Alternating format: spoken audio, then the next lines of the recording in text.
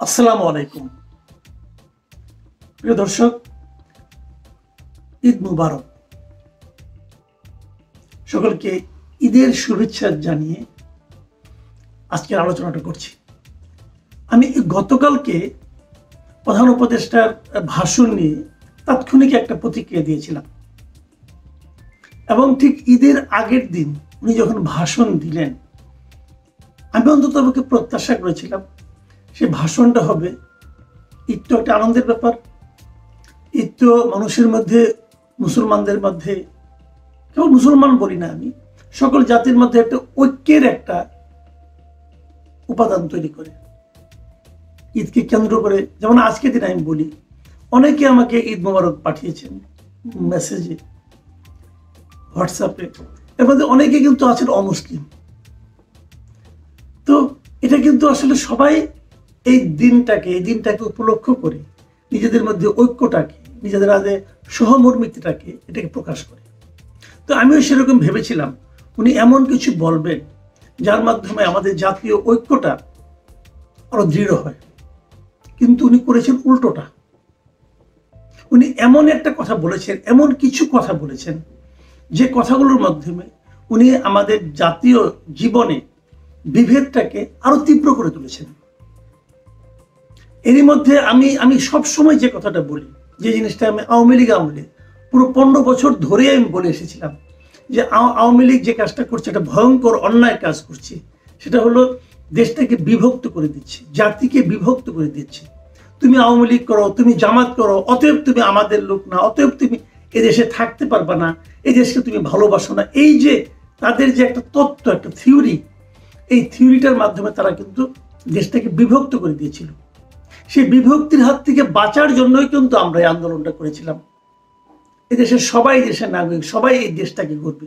Doctor Yunus সাহেব সেই বিভক্তিটাকে আরো শার্প করেছেন, আরো তীক্ষ্ণ করেছেন, এবং গত রাতের সেই ভাষণে উনি আরো তীক্ষ্ণ করেছেন। যেমন কতগুলি বিষয়, আমি নির্বাচনের ডেটটা নিয়ে পরে আসি, কতগুলি বিষয়, পোর্ট নিয়ে, মানবিক চ্যানেল নিয়ে, এ সমস্ত নিয়ে উনি যেভাবে আত্মপক্ষ সমর্থন করেছেন, এটা আমরা আগের সরকারের আমলে দেখেছি। আমি কিন্তু সিম্পলি একটা কথা বলতে চাই, উনি পোর্ট নিয়ে যে কথাটা বলেছেন, যে এই পোর্টটা ওনারা এনেছেন খুব ভালো, যাদেরকে দায়িত্ব দিচ্ছেন তাদেরকে দেওয়াই উচিত, সারা দুনিয়াতে ওনারা অনেকগুলো জায়গায় এই কাজগুলি করেন, সব মানলাম। এত বড় একটা কাজ আপনি যে কাজটা করেছেন, ধরলাম তারা ভালো কোম্পানি, এদের যে ভালো কোম্পানি আর নাই, এটাই যে আমাদের জন্য সবচেয়ে ভালো। ভালোর কিন্তু কোনো শেষ নাই। আবার ভালো নানা রকম ডেফিনেশন আছে। আমি এক্সাম্পল দিয়ে বলি, ধরা যাক আপনি চট্টগ্রামে যাবেন, আপনি চট্টগ্রাম ঢাকা থেকে যাবেন কিভাবে? আমি বললাম আপনি BMW গাড়িতে করে যান, সবচেয়ে আরামে যাবেন। আমি কি ভুল বললাম? বললাম না। কিন্তু আপনি কি যাবেন? আপনি যাবেন না। কেন যাবেন না? তেলের দাম দিয়ে তো আপনি কুলাতে পারবেন না। আপনি BMW কিনবেন কোথায়? আপনার টাকা আছে? পারবেন না তো, আপনাদের সেই সামর্থ্য নাই। আপনি বলবেন তাহলে আমার জন্য সেই যাওয়াটাই ভালো, যেটা নিরাপদ হবে, যেটা কম খরচ হবে, যেটা আমার জন্য আমার সামর্থ্যের মধ্যে থাকবে, যেটা আমার জন্য উপকারী হবে। আপনি তো সেটাই চাবেন, কারণ আপনার তো চট্টগ্রামে বারবার যেতে হবে, সেটা চাবেন। এটাই কিন্তু নিয়ম।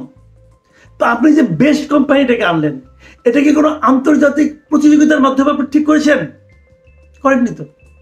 আপনার কাছে মনে হয়েছে এটাই সবচেয়ে ভালো কোম্পানি, তাকে আমি কাজ দিব। ভাই, এটা তো আপনার ব্যক্তিগত কাজ নয়, এটা তো একটা রাষ্ট্রের কাজ। আপনাকে নিয়মের মধ্যে চলতে হবে। আপনি চাইলেই পারেন না, আপনার আমার চয়েস এক হবে না। আরেকটা উদাহরণ দিয়ে বলি, আপনি ফতুয়া পড়েন, আপনি গ্রামীণ চেক পড়েন, আমি তো গ্রামীণ চেক পড়ি না, কারণ আমার আর আপনার রুচি তো এক না। এদেশের 98% না 99% লোক গ্রামীণ চেক পড়ে না। এখন তাদের রুচি আপনার রুচি এক না বলে কি তাদের রুচিটা খারাপ আপনারটা ভালো, অথবা আপনারটা খারাপ তাদেরটা ভালো বলা যাবে? বলা যাবে না। রুচি এক একজনের এক এক রকম, সবগুলো মিলেই কিন্তু একটা ঐক্য করে তুলতে হবে। আপনার পছন্দ হলো, এটা নিয়ে আলোচনা করলাম আমরা, অতএব আপনি বলে দিয়ে এদেরকে প্রতিহত করতে হবে। আপনার ভাষাটা কি ছিল? ভয়ঙ্কর ভাষা আপনার। আপনি কি বলেছেন? যে আপনি বলেছেন আমি দেশবাসীর প্রতি আহ্বান জানাই, আপনারা নিজেদেরকে ভিত্তিহীন বিরোধিতা এবং অপপ্রচারের শিকার হতে দেবেন না।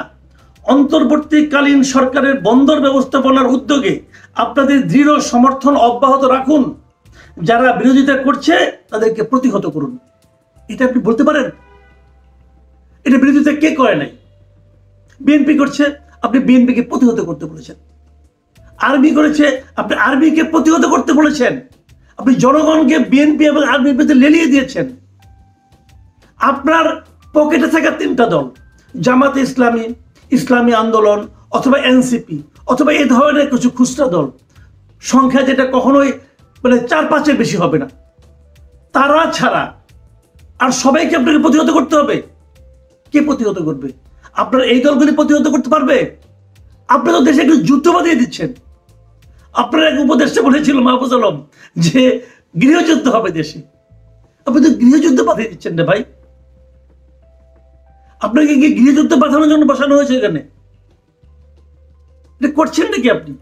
দেখুন, ইলেকশনের ডেট নিয়ে এপ্রিল মাস, আজকে আমি তো সবগুলি পত্রিকা অনলাইনগুলো দেখলাম। আজকে কে কি বলেছে? আপনার সমর্থনে কে আছে বলেন? এক, দেখলাম জামাতে ইসলামকে, তারা আপনাকে সমর্থন দিয়েছে। এনসিপিকে দেখলাম, এনসিপি তারপর অন্য, তাদের আবার শর্ত আছে। শর্তটা কি? যে জুলাই যে ডিক্লারেশন সেটা আগে দিতে হবে, দেওয়ার পর যদি হয় তাহলে হবে। মানে শর্ত দিয়ে আরেকটা দিয়েছে, এই ইলেকশন কমিশনকে চেঞ্জ করতে হবে। কেন ইলেকশন কমিশন চেঞ্জ করতে হবে? তারা তো ইলেকশনই যাবে না। আরে বাবা, তোমার তো এখনো নিবন্ধনই হয় নাই। যে দল এখনো নিবন্ধনই পায় নাই সে থ্রেট করছে আমি ইলেকশনে যাব না। মানে তারা ধরেই নিয়েছে নিবন্ধন পাওয়া না পাওয়াটা ওই যে মামার হাতে মোয়ার মতো আর কি, চাইলাম আর পেয়ে যাব। এই আত্মবিশ্বাসটা তাদের কোত্থেকে আসে? আপনি দিয়েছেন, আপনি ডক্টর ইউনূস দিয়েছেন। আর এই মেরুদণ্ড হন ইলেকশন কমিশন, তাদের কোনো মেরুদণ্ড নাই। এরাও জানে যে এই এনসিপি ধমক দেয় আমাকে কালকের মধ্যে দাও, তারা কালকের মধ্যে সুরসুর করে দিয়ে দিবে। এই তো করবে, এই তো করবে। তারা বলেছে নীতিগতভাবে তারা জামাতকে দাঁড়িপাল্লা দিবে, অথচ যে 75টা প্রতীক আছে তার মধ্যে তো দাঁড়িপাল্লা নাই। কোথায় দিবেন আপনি? তার মানে আপনি প্রতীকের জায়গায় দাঁড়িপাল্লাকে নতুন করে অ্যাড করবেন, অ্যাড করে তারপরে দিবেন। আপনি তো বলতে পারতেন ওইভাবে টেকনিক্যালি যে আমরা দেখবো যদি আমাদের প্রতীকের মধ্যে থাকে তাহলে দিব, আমরা এর মধ্যে প্রতীক কিছু অ্যাড করবো, এগুলো বলতে পারতেন। আপনি আগে নীতিগতভাবে সম্মত হয়ে গেছেন। তো বোঝাই তো যায় যে মেরুদণ্ড কি। তো এদের মধ্যে কিন্তু এনসিপির দাবিটা আছে, তারা এই নির্বাচন কমিশন চায় না। তার মানে কি? তার মানে শেষ দিকে যে তারা কিন্তু আবার নির্বাচন কমিশন বদল করার দাবি তুলবে এবং ইউনূস সাহেব সেটা সুর করে মেনে নেবে। অর্থটা হচ্ছে, আপনি যে এপ্রিলের ডেটটা দিলেন, আমি আজকে দেখলাম তো যে আপনার মির্জা ফখরুল ইসলাম আলমগীর, আমির খসরু মাহমুদ চৌধুরী, বিএনপি, তারপরে নুরুল হক নূর, এরা কে কি বলেছে? সবাই তো আপনার বিরোধিতা করেছে, সবাই তো আপনার বিরোধিতা করেছে। অনেকে বলছেন, আমাকে অনেকে ব্যক্তিগতভাবে আমি গতকালকে যে আইটেমটা করেছিলাম তার নিচে অনেকে কমেন্টে লিখেছেন যে আগে দেখে আমরা গেলে বলছি একটা রোড ম্যাপ দিলে হলো, এখন রোড ম্যাপ দিয়েছে তাও আমাদের সন্তুষ্ট হচ্ছে না কেন, এগুলি বলেছে। ভাই ঘটনাটা তা নয়। রোড ম্যাপ ওনার কাছে চাওয়া হয়েছে কেন? যে উনি পর্যটন কবে করতে চান তার আলোকে আমরা আলোচনা করব। উনি যখন বলেন যে ডিসেম্বর থেকে জুনের মধ্যে ইলেকশন হবে, তখন তো ডিসেম্বরটাও থাকে আলোচনার মধ্যে, থাকে না? ডিসেম্বরে হলে এক আলোচনা, ডিসেম্বরে না হলে আরেক আলোচনা। কারণ এপ্রিলে প্র্যাকটিক্যালি সম্ভব না। আমি কারণটা আবার একটু ব্যাখ্যা করি কেন সম্ভব না। ফেব্রুয়ারির মাঝামাঝি রমজান শুরু হবে, রমজান চলবে 1 মাস, মার্চের মাঝামাঝি পর্যন্ত রমজান থাকবে, তারপরে ঈদ শুরু হবে, ঈদের আমেজ শেষ হওয়ার পরপরই এসএসসি পরীক্ষা শুরু হবে, তারপরে এইচএসসি পরীক্ষা শুরু হবে। এপ্রিলে আপনি নির্বাচনটা করবেন, তখন এই পাবলিক পরীক্ষাগুলো চলতে থাকবে, যেটা এই বছরও চলেছে। আপনাদের তো পোলাপানের শিক্ষা দীক্ষা নিয়ে কোনো খেয়াল নাই, পাত্তা তো আপনাদের কাছে শিক্ষা তো কোনো বিষয় নেই ভাই। আপনারা কি করতে আসছেন আল্লাহ জানে। এই যে একটা জেনারেশন, একটা প্রজন্ম লেখাপড়া থেকে এখন বঞ্চিত হচ্ছে, লেখাপড়া দিকে মন দিচ্ছে না, খেয়াল আছে কেন আপনাদের? পাবলিক বিশ্ববিদ্যালয়গুলোতে এই যে গত বছর তারা ইন্টারমিডিয়েট পাস করেছে, তারা কি এখনো ফার্স্ট ইয়ার ক্লাস শুরু করতে পেরেছে? কেউ জানে কেন পারছে না? একটা বছর গেলে বসে বসে কাটাচ্ছে না কেন? কোনো খেয়াল আছে? আপনি পড়ে আছেন আপনার বন্দর নিয়ে, আপনি পড়ে আছেন আপনার মানবিক করিডোর নিয়ে, ভাই এত রাজনীতি করেন না, আপনি তো রাজনীতিবিদ না এবং ভালো করতে পারছেনও না। তো বিষয়গুলো এখানে বুঝতে হবে। এপ্রিলের নির্বাচন আপনি করতে পারবেন না। আপনি যে এপ্রিলে করতে চাচ্ছেন, এটা করলে দেশের 12টা বেজে যাবে।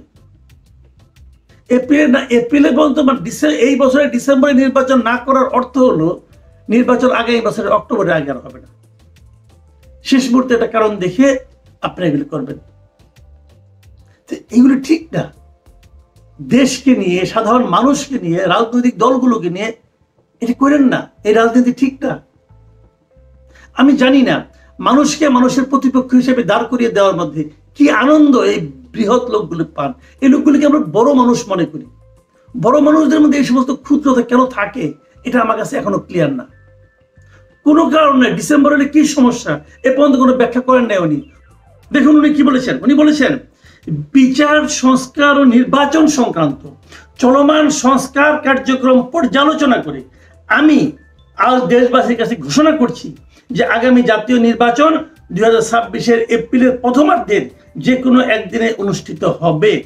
পর্যালোচনাটা কে করছে? আপনি একা করছেন নাকি কোনো কমিটি করছে? আপনার এই পর্যালোচনা কি কোনো পলিটিক্যাল পার্টি ছিল? যদি না থাকে তাহলে কিভাবে পর্যালোচনাটা আপনি করলেন? কার সঙ্গে পর্যালোচনা করলেন? আপনার তো উচিত ছিল তাহলে সর্বশেষ যেদিন আপনার সঙ্গে সমস্ত পলিটিক্যাল পার্টি মিলল, তারা তাদের বক্তব্য দিল, সেদিন আপনি তাদের সঙ্গে আলোচনা করলেন না কেন? যে কেন আপনি এপ্রিলে করতে চান? আপনি যে এপ্রিলে করার জন্য পর্যালোচনা করে বের করলেন এপ্রিল মাসটাকে, আপনার মাথায় কি এই SSC পরীক্ষাটা ছিল নাকি এটা আপনি প্রয়োজন মনে করেন না? আপনার পর্যালোচনার ভিত্তিটা কি? আপনি এটা এগুলো আসমানি পর্যালোচনা? ভাই এইগুলো আপনাকে ক্লিয়ার করতে হবে। যতক্ষণ মধ্যে আপনি ক্লিয়ার করতে না পারবেন ততক্ষণ পর্যন্ত কিন্তু মানুষ এগুলি গ্রহণ করবে না। আমি স্বনির্বন্ধ অনুরোধ করবো এই লোকগুলিকে, ভাই নিজেদেরকে আর বিতর্কিত করেন না। প্রিয় দর্শক, এখন এই পর্যন্ত। আল্লাহ হাফেজ।